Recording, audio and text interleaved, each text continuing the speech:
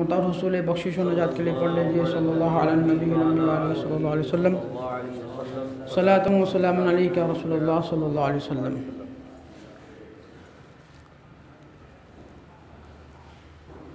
शायर कहता है हमें करनी है शहनशाह बतहा की रज़ा जोई, हमें करनी है शहनशाह बतहा की रज़ा जोई, वो जो अपने हो गए तो रहमते परवरदगार अपनी। और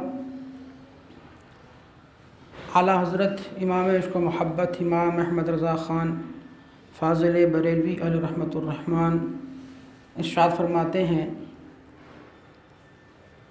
लहद में इश्क़ रुख़ शह का दाग लेके चले, लहद में इश्क़ रुख़ शह का दाग लेके चले, अंधेरी रात सूनी थी चराग लेके चले, और उनके ग़ुलामों का नक्शे कदम है राह नजात, उनके ग़ुलामों का नक्शे कदम है राह नजात, वो क्या बहक सके जो ये सुराग लेके चले। कुरान मुक़द्दस की एक सूरत की दो आयतों का मैंने खुतबे में ज़िक्र किया।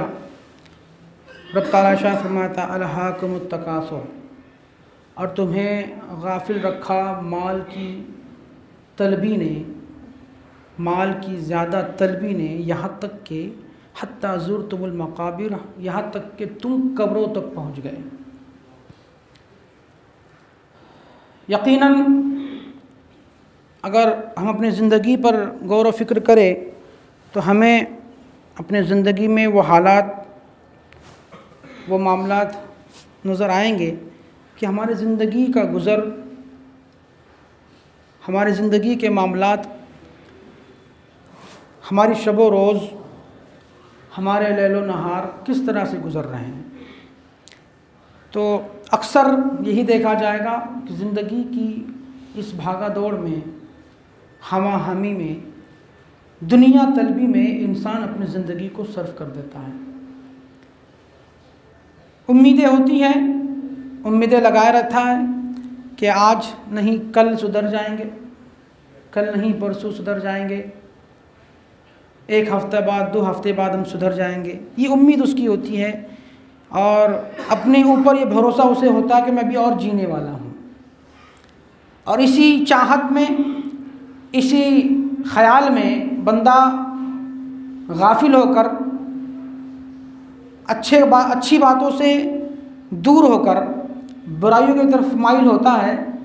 और उसकी वो सोच, उसकी वो गफलत की नींद, उसकी वो गफलत की आँख जब खुलती है तो वो बंदा अपने दोस्तों के बीच में नहीं होता, अपने घर वालों के बीच में नहीं होता, अपने माँ के मोहब्बत भरे आंचल में नहीं होता, वो बंदा अपने बच्चों की खुशियों की उस आवाज़ों में नहीं होता, बल्कि जब आँख खुलती है तो बंदा अंधेरी कोठरी जिसे कब्र कहा जाता है उसमें होता है।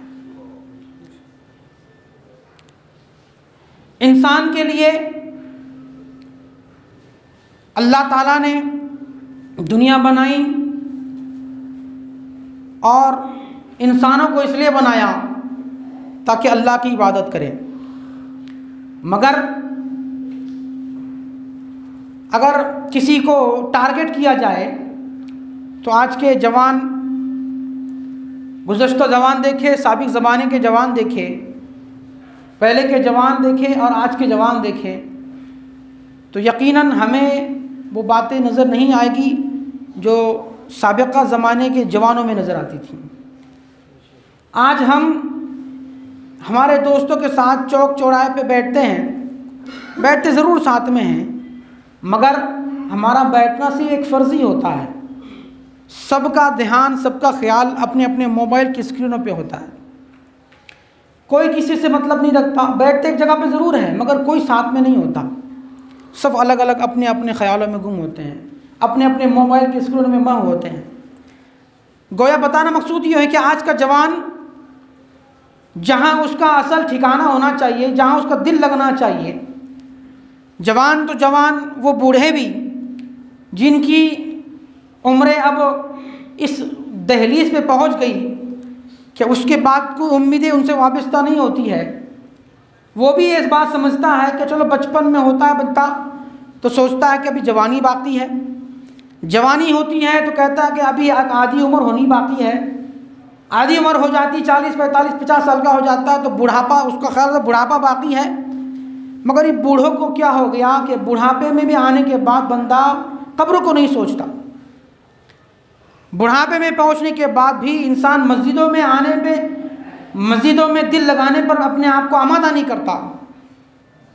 अलगर्ज आज की इस मुख्तसर सी तकरीर का महासल ये होगा कि इंसान इतने गाफिल ना बन जाओ, इंसान इतने दुनिया में गुम मत हो जाओ कि तुम्हारी ये लापरवाही, तुम्हारी ये बेख्याली, तुम्हारा ये न तवज्जो ना देना, तुम्हारा गाफिल होना तुम्हें कब्र में बर्बाद कर दे। हदीस शरीफ में है कि सरकार नबी करीम सल्लल्लाहु अलैहि वसल्लम ने हज़रत अबू ज़र रज़ी अल्लाह ताला से फरमाया कि ए अबू ज़र बताओ, तुम कहीं के लिए सफ़र करते हो तो सफ़र में कितना सामान लेते हो? उतना ही लेते हैं जितनी सफ़र में ज़रूरत होती है।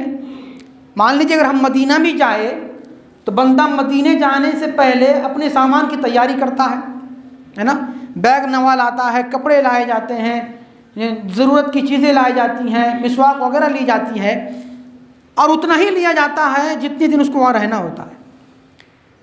मदीने पहुँचने के बाद भी बंदे का ख्याल ये होता है कि मुझे वापस घर ही की तरफ लौटना है, तो पूरी जायदाद में अपने लेके क्यों वहाँ जाऊँ, उतना ही सामान लेके जाऊँ जहाँ मुझे वापस फिर लौटना है। ये अलग बात है कि तमन्ना ये होनी चाहिए। सरकार ने फरमाया अगर तुमसे हो सके तो तुम मदीने में मरने की दुआ करो। तुमसे हो सके मतलब ये कि अगर तुम वहाँ यहाँ छोड़कर वहाँ रहने पर अपने घर वालों को कोई तकलीफ़ ना हो सके, उनकी जो है उनके लिए जायदाद तुम छोड़ जा सको, उनके खाने पीने का इंतज़ाम कर सको, तो कोशिश ये हो तुम्हारी कि तुम मदीने में मरो। अच्छी बात है, मगर फिर भी एक इंसानी सोच ये है कि जब बंदा पहुँचता है वहाँ तो उतना ही सामान लेके पहुँचता है जितनी उसे ज़रूरत होती है। फिर ख्याल में ये होता है कि इतना सामान ना लेके जाऊँ, बोझा उठना उठाओ इतना, इसलिए कि मुझे फिर वापस अपने घर ही लौटना है। इंसान का असल घर, इंसान की असल मंजिल, मोमिन का असल मकसूद रब की रज़ा है। उसकी मंजिल कब्र है, उसका घर कब्र है, उसका घर जन्नत है, और अगर गुनाहगार है तो जहन्नम है। सरकार ने फरमाया अबू ज़र बताओ तुम सफ़र करते हो तो सफ़र में कितना सामान ले जाते हो? सरकार ने फिर खुद ही जवाब दिया कि अबू ज़र इतना ही सामान ले जाते हो ना जितनी तुम्हें ज़रूरत होती है। कहा या रसूलल्लाह मैं उतना ही सामान ले जाता हूँ जितनी मुझे ज़रूरत होती है। सरकार ने फरमाया ए अबू ज़र फिर आखिरत के लिए क्या सामान ले जा रहे हो? फिर कब्र के लिए क्या सामान तूने तैयार किया है? मताए आखिरत तेरे पास क्या है? तूने कौन सी पूंजी जमा की है? फिर सरकार ने करम फरमाया और कहा कि अबू ज़र सुनो, अगर दो चीज़ों की पाबंदी कर लो तो तेरे लिए कब्र भी आसान होगी और महशर भी आसान हो जाएगा। सरकार नबी करीम सल्लल्लाहु अलैहि वसल्लम ने फरमाया अबू ज़र दुनिया में जब तक रहो अपनी ज़बान को, अपनी बोली को, अपने लबों को कुरान की तिलावत से सरशार रखो, और जब रात हो जाए, दुनिया जहान के लोग बिस्तर पे सोने के लिए पहुंच जाए, ए अबू ज़र तुम मुसल्ला बिछाकर 2 रकात पढ़ लो, फ़ायदा क्या होगा? सरकार फरमाते कुरान तुम पढ़ोगे, कब्र में तुम्हें डाला जाएगा, कोई तुम्हारा हामी और मददगार मोनिस नहीं होगा, मगर तूने जो कुरान पढ़ा होगा, कुरान अल्लाह ताला के फजल से एक फरिश्ते की शक्ल में आएगा जो नूर की शक्ल में होगा। बंदे से कहेगा बंदे मैं वो हूँ जिसको तूने कुरान समझ के पढ़ा था, सुभान अल्लाह, और आज तेरे लिए इस अंधेरी कोठरी में नूर बन के आया हूँ। सरकार ने फरमाया और 2 रकात तेरी ऐसी होगी कि तूने जो 2 रकात पढ़ी होगी लोग सो चुके होंगे और तूने मुसल्ला बिछाकर 2 रकात नमाज पढ़ी होगी। सरकार फरमाती ये रकात पढ़ना भी तेरे लिए कब्र के अंदर रोशनी का सामान पैदा फरमाएगा। 2 चीज़ें, कुरान की तिलावतें और सब सोने के बाद, मतलब हमारे घर में जब सब लोग सो जाए या हमारे घर के बच्चे सो जाए, हमारी अहलिया सो जाए, उठ के 2 रकात पढ़ लो, सरकार फरमाते तेरे लिए कब्र में ये रोशनी का सामान पैदा कर देगी। सुभान अल्लाह। मगर फिर भी बावजूद इसके आज इंसान मोबाइल में लगा हुआ है, आज इंसान लहू-लहू और फेसबुक और व्हाट्सएप में लगा हुआ है। रात का पहर बीत जाता है इसी ख्याल में, इसी जुस्तजू में कि व्हाट्सएप पे कुछ ऐसा टिकटॉक देखने को मिल जाए, कोई ऐसी मज़ेदार बातें सुनने को मिल जाए जिसे हमें रात की नींद सुकून से आ सके। सुकून तेरा इसमें नहीं है, सुकून अल्लाह के जिक्र में है, सुकून अल्लाह की इबादत में है। तुम रकात ईशा की नमाज पढ़ के सो, सुबह उठोगे अल्लाह के रसूल फरमाते तरोताज़ा होके उठोगे। सुभान अल्लाह, तुम्हारी ताजगी इसमें है। तुम्हारी ताजगी मोबाइल की स्क्रीनों पे नहीं रखी गई है, तुम्हारी ताजगी अल्लाह के जिक्र में रखी गई है। दिल का सुकून अल्लाह ने तुम्हारे दिल का सुकून अल्लाह के जिक्र में रखा है। अला बिज़िक्रिल्लाह तत्मइन्नुल क़ुलूब, अल्लाह खुद फरमाता है। अलगर्ज़िया सरकार फरमाते हैं कब्र की फिक्र करो, कहीं ऐसा ना हो जाए। एक अंगूठी निकाली, मर्दों को एक अंगूठी पहनना चाहिए, वो भी चांदी की और 4.25 ग्राम से कम होना चाहिए, वो भी एक नग लगी हुई। दुरूद पढ़ लीजिए, अल्लाहुम्मा सल्ली अला सय्यिदना मौलाना मुहम्मद मादिन जुदुल करम व अला आलिहि व सहाबी व सल्लम सलातु व सलामुन अलैका रसूलुल्लाह सल्लल्लाहु अलैहि वसल्लम। सरकार फरमाते हैं कब्र की फिक्र करो। इंसान जब कब्र में जाएगा तो उसे ना उसकी माँ काम आएगी, ना बाप काम आएगा, ना दोस्त यार काम आएंगे, न रिश्तेदार काम आएंगे। अगर कुछ काम आएगा तो रब का जिक्र काम आएगा, सरकार की यादें काम आएगी। अपनी कब्र तुम हमारे हाथ में है। अल्लाह ने तो तुम्हें बता दिया रास्ते, सरकार के ज़रिए तुम्हें रास्ते बता दिए गए कि तुम अगर नमाज की पाबंदी करोगे कब्र में जाओगे ज़रूर। वो एक मिट्टी का घर है, ये उसमें कोई पंखा नहीं लगा हुआ है, एसी नहीं लगी हुई है, कोई ट्यूबलाइट या बल्ब नहीं लगा हुआ है। मगर है मेरे रसूल पे ईमान लाने वालों, अगर तुमने मेरे रसूल पे ईमान लाया, मुझ पे ईमान लाया, मेरे रसूल की रिसालत की तस्दीक की, फिर नमाजों की पाबंदी की, शरीयत की पासबानी की, अपने लबों को कुरान की तिलावत से सरशार रखा, हराम रोज़ी से अपने पेट को बचाए रखा, हलाल रोज़ी की तलबी की, तो सुनो तुम उस मिट्टी के ढेर में आओगे, मगर उस मिट्टी के ढेर को तुम्हें जन्नत का गहवारा बना दिया जाएगा, तुम्हारे लिए जन्नत का टुकड़ा बना दिया जाएगा। तुम लेटोगे मिट्टी पर, मगर अल्लाह ताला के रसूल फरमाते बंदा नेक जब कब्र में जाता है, सरकार फरमाते उसके लिए जन्नत के बिस्तर उसके बिछा दिए जाते हैं। नेक बनो, आखिरत की फिक्र करो, ऐसा ना हो जाए कि हमारी ये फिक्र दुनिया तक ही रह जाए। कुरान ने कहा अलहाकुमुत तकासुर हत्ता ज़ुरतुमुल मकाबिर, हम तुम्हें माल की ज़्यादा तलबी ने गाफिल कर रखा है, यहाँ तक के हत्ता ज़ुरतुमुल मकाबिर, यहाँ तक कि तुम कब्र में पहुँच गए, कब्र तक पहुँच गए। हमारी ज़िंदगी ऐसी बीते जा रही है, जो है किसी कोई मंसूबा हमारे जहन में नहीं है, कोई टारगेट हमारे जहन में नहीं है। हमारे जहन में ये टारगेट हो कि आज दिन हमारा निकला है तो आज 5 वक्त की नमाज भी हम पढ़ेंगे, साथ साथ में हम 10 रकात नफिल भी पढ़ेंगे। हमारा ये टारगेट होना चाहिए, हमारा मंसूबा ये होना चाहिए, हमारा एम ये होना चाहिए कि हमारी ज़िंदगी का एक पल गुजरे इस शान से गुजरे कि सांस हमारी चल रही हो, उधर रसूलुल्लाह भी खुश हो रहे हो और रब की रज़ा भी तुम्हारे लिए नाजिल हो रही हो। हमारी ज़िंदगी इस तरह गुजरे कि ऐसा ना हो कि हम नमाज भी पढ़ते हो, रोज़े भी रखते हो, हज भी करते हो, ज़कात भी देते हो, हज व सदक़ात भी करते हो, खैरात भी करते हो, गरीब व फ़कीरों पे मदद भी करते हो, मगर तुम्हारा एक गुनाह, तुम्हारी एक बेअमली, तुम्हारा एक जो है गुनाह, तुम्हारे जो रब की रज़ा के बगैर तुमने जो काम किया था, कोई एक ऐसा अमल तो कब्र में जाने के बाद तुम्हारे लिए जो है अल्लाह के अज़ाब का एक सबब बन जाए, इंसानों को गफलत छोड़े। सरकार नबी करीम सल्लल्लाहु अलैहि वसल्लम की हदीस मुबारक को लौट के देखे, सरकार के सहाबा कराम की एक जमात में से फरमाते हैं बुजुर्गान दीन कि हम लोग हज की तरफ रवात हैं और हज के दौरान हमारे जो साथी थे उन साथियों में से एक बंदे का इंतकाल हो जाता है। इंतकाल होने के बाद मामला जो होता है कि हमने उसे गुस्ल दिया, कफन पहनाया और जो है उसके लिए कब्र खोदी। कब्र खोदने के बाद जैसे कब्र खोदना शुरू किया, कब्र खोदी गई और कब्र खोद के जैसे हम अपने बंदे उस दोस्त को लाने की कोशिश कर रहे थे, कब्र के करीब पहुँचे तो देखा कि पूरी कब्र सांप और अज़दों से भरी पड़ी हुई थी। अल्लाह अकबर कबीरा। उन बंदों ने कहा कि हमने फिर दूसरी कब्र खोदी। दूसरी कब्र खोदने तक कुछ मामला नहीं था, मगर जैसे ही बंदे को उठाने की कोशिश हुई, कब्र तक पहुंचाने की बात हुई, दूसरी कब्र भी सांप और अज़दों से भरी पड़ी हुई थी। अल्लाह अकबर कबीरा। ये बात जब देखा कि दोनों कब्रें सांप और अज़दों से भरी पड़ी हैं, सांप और अज़दे उसकी कब्र में ऐसे हैं जैसे मिट्टी का ढेर रखा गया हो, वो बुजुर्गान दीन साहबी रसूल हज़रत अब्दुल्लाह बिन अब्बास रज़ी अल्लाह तआला की बारगाह में हाजिर होते हैं, अर्ज़गुज़ार होते हैं कि ये मामला यूँ हमने देखा कि बंदे के लिए कब्र खोदी गई और जैसे जैसे हम कब्र खोद रहे थे कोई मामला न था, मगर बंदे को जब कब्र के हवाले करना चाहा तो उसकी कब्र सांप और अजदों से भरी पड़ी थी। मामला यूं है कि हम उसे दफनाए तो कैसे दफनाए?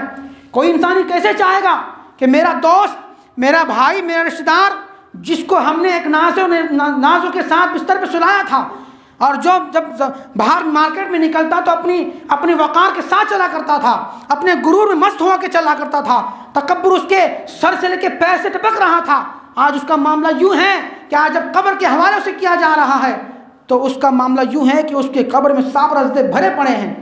हज़रत अब्दुल्ला बिन अब्बास ने की बारगाह में बात रखी गई, परेशान थे लोग कि दफनाए कैसे।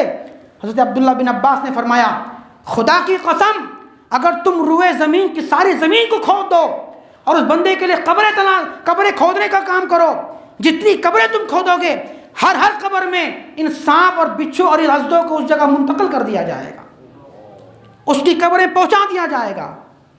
बुजुर्गान दीन फरमाते कि ये सबब क्या था, क्या वजह थी कि उसकी कब्र में सांप और अज़दों की एक भीड़ लगा दी गई थी उसको अज़ाब देने के लिए। बुजुर्गान दीन फरमाते कि वो बंदा था जो नमाज पाबंदी से नहीं पढ़ता था। अल्लाह अकबर कबीरा, नमाजों की गफलत। ये तो नमाज लोग पहले कहते थे कि नमाज पे बोलिए, अब नहीं बोलते हैं। ये एक मुसलमान, मैं बारहा ही बात कहता हूँ कि एक मुसलमान को ये बोलना पड़े कि नमाज पढ़ो, एक मुसलमान को ये बोलना पड़े कि तुम नमाज पढ़ो, नहीं, मुसलमान को बोलने की ज़रूरत नहीं पड़ती है। मोमिन का दिल तो मस्जिदों से जुड़ा हुआ होता है, मोमिन साले का दिल तो मस्जिद से लगा होता है। वो दिल मस्जिद में जब दिल लग जाता तो बाहर जाने की तमन्नाएं नहीं होती हैं। मोमिन की शान तो ये होती कि उसका सुकून सजदों में होता है, उसका चैन नमाजों में जब खड़ा होता है उस वक्त होता है। और मोमिनों को ये बोलना पड़े कि नमाज की पाबंदी करो, हमारे दिलों पे मोहरे, हो सकता है कि मोहरे लग गई हो, और अगर ऐसा है तो फिर तौबा करने की ज़रूरत है, अपने आप को झंझोड़ने की ज़रूरत है, अपने आप को पाबंदी शरअ में जो है शरअ की पाबंदी में मुनहमिक करने की ज़रूरत है, अपने आप को मस्जिद से जोड़ने की ज़रूरत है, हराम चीज़ों से बचने की ज़रूरत है। और अगर ऐसा ना हुआ तो ये गफलत की आँख जब कब्र में खोलेगी तो हमारे लिए अच्छे बिस्तर नहीं होंगे, माँ की वो प्यारी बातें नहीं होगी, बाप की शफकत भरी निगाहें नहीं होगी, भाई का मोहब्बत भरा प्यार नहीं होगा, अपने बच्चों की दिलकशी आवाज़ नहीं होगी, कुछ होगा तो फरिश्तों की दहलाने वाली वो दिल को सोच दिलाने वाली वो आवाज़ ही होगी। उनके हाथों में हथौड़े होंगे, कब्र में आज़ाब देने के लिए उनके पास तरह तरह के हथियार होंगे, और तुम्हें ऐसे ऐसे अज़दों को तुम्हारे पर मुसल्लत कर दिया जाएगा कि जो एक मरतबा डसेगा तो उस डसने का आज़ाब, उस डसने का असर 70,000 सालों तक रहेगा। अल्लाह अकबर कबीरा। इंसानों को गफलत छोड़ो, कब्र की मंजिल को याद करो। हर दिन हर घंटे कहीं ना कहीं आप ही सुनते हैं कि फ़ला बंदे का इंतकाल हो गया। हासिल क्या हमें होता है, हमने हासिल उससे क्या किया है? हासिल हम कुछ भी नहीं करते। जाते हैं कब्र में बंदे को लेकर तो दूसरे की ग़िबत करते हुए जाते हैं, आते हैं तो इसकी उसकी बातें सोचते समझते हुए आते हैं, मंसूबे बनाते हुए आते हैं। कब्र में कब्रिस्तान जाने का इसलिए कहा गया है ताकि जब तुम कब्रों को देखो तो वो दिन याद करो जब तुम होंगे, तुम लोगों के चार कंधों पे वहाँ तक पहुँचाए जाएंगे। तुम मजबूर होंगे, जिनको अपनी ताकतों पे नाज था, अपने पैसों पे नाज था, अपनी निगाहों पे नाज था, अपनी ज़बान पे गुरूर था, वही बंदा मजबूर होकर एक तख्त पे लेटा होगा और चार लोग उसे कब्रिस्तान के हवाले कर देंगे, एक अंधेरी कोठरी में मना मिट्टी के नीचे दफना देंगे और फिर उसका पूछने वाला कोई नहीं होगा। अगर कुछ होगा उसके लिए तो उसका अच्छा अमल होगा। मगर इंसान गफलत में है, सुनता है, सुरूर भी आता है, खौफ भी लगता है, डर भी लगता है, मगर जहाँ यहाँ से उठा भूल जाता है। ये भूलना क्यों होता है? यकीनन हमारी सोच अच्छी नहीं रही। इंसान जब अज़्म मुसम्मम कर लेता है, पुख्ता यकीन कर लेता है, अल्लाह ताला उस बंदे को उसके मुताबिक उसका अमल फरमाता है। हदीस शरीफ में यूँ बात भी है और रिवायतों में है। अल्लामा जौज़ी ने अयूनुल हिकायत के अंदर इसको लिखा कि एक बंदा मुत्तकी इंसान, नमाज़ें भी पढ़ता था, रोज़े भी रखता, हज व ज़कात भी करता, गरीब व फ़कीरों पर खर्च भी करता, यतीमों के लिए सहारा भी बनता, मस्जिदें भी जो है वो तामीर करवाता और जो है मदरसे में पढ़ने वाले बच्चों के लिए इमदाद भी किया करता था। मगर जब कब्र में पहुंचा है, फरिश्ते आए और कहा कि ए बंदे खुदा सुन, अल्लाह के अजाब से हम तुम्हें 100 कोड़े मारेंगे। 100 कोड़े, फरिश्ते कहा कि हम तुम्हें 100 कोड़े मारेंगे। बंदे ने कहा मैं तो दुनिया में नमाज़ें पढ़ता था, मैंने रोज़े रखे हैं, मैंने जो है हज भी किया है, मैंने ज़कातें भी दी हैं, मैंने मस्जिद भी तामीर कराई है, मैंने मदरसे में पढ़ने वाले बच्चों के लिए इमदाद भी किया है, मांगने वालों को सदक़ात भी दिया है, मैंने अच्छे काम भी किए हैं, मुझे 100 कोड़े क्यों मारे जा रहे हैं? ये बात जब हुज्जत होती रही, फरिश्तों ने कहा चल 50 कोड़े हम तुम्हें मारेंगे। बंदा फिर इस बात को कहता है मैंने नमाजें पढ़ी हैं, रोज़े भी रखे हैं, अच्छे काम भी किए हैं, यहाँ तक कि बात 10 कोड़ों पे पहुँचती है, 10 कोड़े तुम्हें मारे जाएंगे। बंदा तैयार नहीं होता, यहाँ तक कि बात फिर हुज्जत पे पहुँचती है, फैसला इस पे होता है, बंदा 1 कोड़े को खाने पे तैयार हो जाता है। ए फरिश्तों, मैं इस पे तैयार हूँ कि तुम मुझे 1 कोड़ा मारो। अल्लाह अकबर कबीरा। 1 कोड़ा, फरिश्ता उसे 1 कोड़ा मारते हैं। 1 कोड़ा लगाया गया, 1 ज़रब लगाई गई। रिवायतों में है कि जैसे कोड़ा उस बदन पे लगा, जिस बदन पे उसे नाज था, जिसको अपने मामला पे जो है यकीन था, और जो मिट्टी का ढेर, एक कब्र बनी हुई थी, अब वो मिट्टी का ढेर ना रहा, बल्कि रिवायतों में है कि आग बगोला कब्र हो गई। पूरी आग, पूरी कब्र के अंदर आग की चिंगारियां उड़ने लगी और हर तरफ से आग के शोले भड़कने लगे। अब वो कब्र जो है मिट्टी का ढेर ना रहा, मिट्टी ना रही, बल्कि सिर्फ और सिर्फ आग का एक घर बन गया।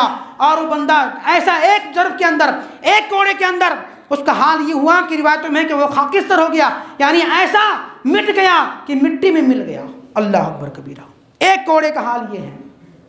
1 कोड़े में मामला ये हुआ कि बंदे को 1 कोड़ा जब लगा है, जिसकी कब्र मिट्टी की भी थी, उसके अंदर मिट्टी और लकड़ी लगाई गई थी, मगर जैसे ही फरिश्ते को 1 कोड़ा लगा है, वो कब्र अब मिट्टी का घर न रहा, बल्कि आग का घर बन गया। अल्लाह अकबर कबीरा। बंदा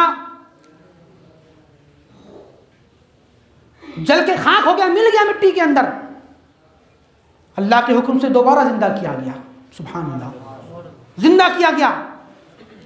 अब वो बंदा पूछता है, ए फरिश्तों, मुझे इसका जवाब दो, आखिर मुझे ये कोड़ा क्यों मारा गया? ये कोड़े का अजाब मेरे लिए क्यों मुसल्लत था? क्या वजह थी?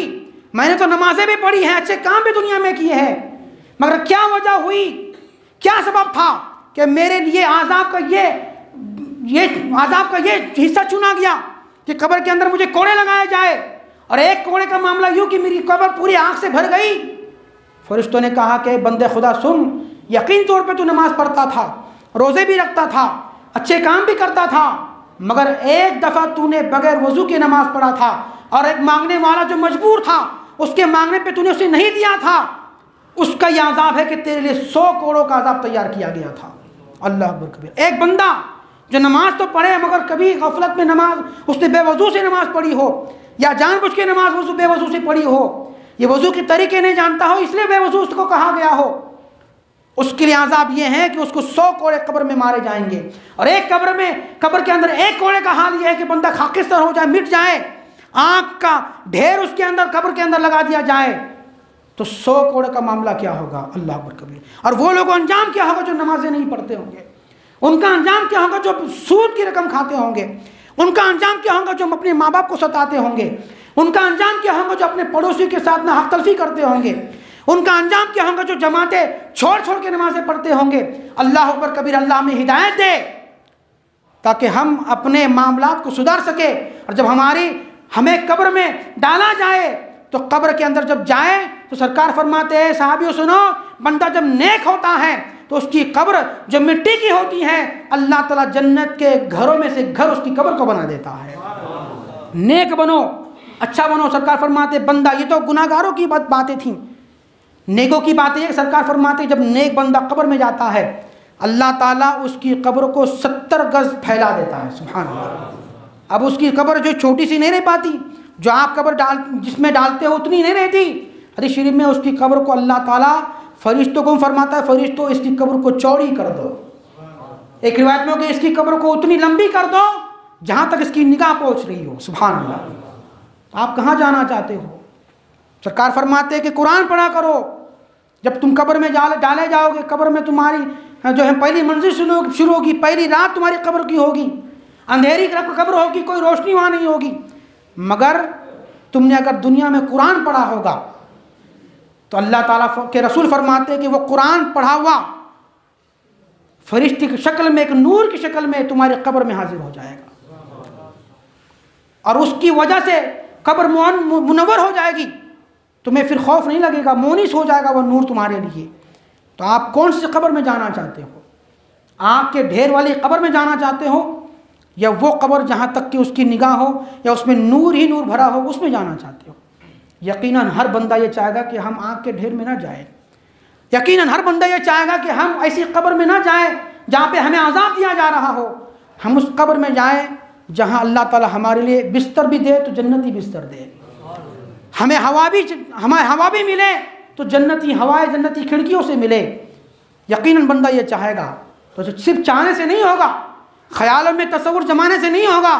अगर ये चाहते हो कि तुम्हारी कब्र जन्नत के गढ़ों में से गढ़ा हो जाए, जन्नत के बागों में से एक बाग हो जाए, तो तुम्हें नमाज पाबंदी से पढ़नी होगी, तुम्हें मस्जिदों को आबाद करना होगा, तुम्हें माँ बाप की खिदमत करनी होगी, तुम्हें रसूलुल्लाह के फरामीन पर अमल करना होगा, तुम्हें जो है अपने चेहरों पे दाढ़ियाँ सजानी होगी, तुम्हें हराम रोजी से बचना होगा, हराम तलबी से बचना होगा, तुम्हें जो है अपने पड़ोसी के हुकूक को जो है अंजाम देना होगा, तुम्हें अपने घर के बच्चों के साथ शफकत करनी होगी। जब ये मामला तुम्हारा होगा तो इंशाअल्लाह जब कब्र में जाओगे मुस्कुराते जाओगे और इंशाअल्लाह जब महशर में उठोगे तो इंशाअल्लाह मुस्कुराते उठोगे। यह आपके ऊपर फैसला है कि आप कौन सी कब्र में जाना चाहते हैं। अल्लाह ताला हम तमाम को नेकी की तौफीक अता फरमाए, हम तमाम को मस्जिदों को आबाद करने वाला बनाए, हम तमाम को जो है अल्लाह ताला के फरामीन रसूलुल्लाह के हकाम पर चलने वाला बनाए, हम तमाम को ईमान पे रखे, ईमान पे ख़ात्मा बिल खैर फरमाए। अल्लाह ताला हम तमाम को मस्जिदों का नमाजी बनाए, बैतुल्लाह का हाजी बनाए, नबी अकरम सल्लल्लाहु अलैहि वसल्लम की मुबारक रोज़ी की ज़ियारत नसीब अता फरमाए, सरकार की ज़ियारत नसीब अता फरमाए। अल्लाह ताला हम तमाम को ईमान पे रखे, ईमान पे ख़ात्मा बिल खैर फरमाए। व मा अलैना इल्लल बलाग। अस्सलामु अलैकुम व रहमतुल्लाह।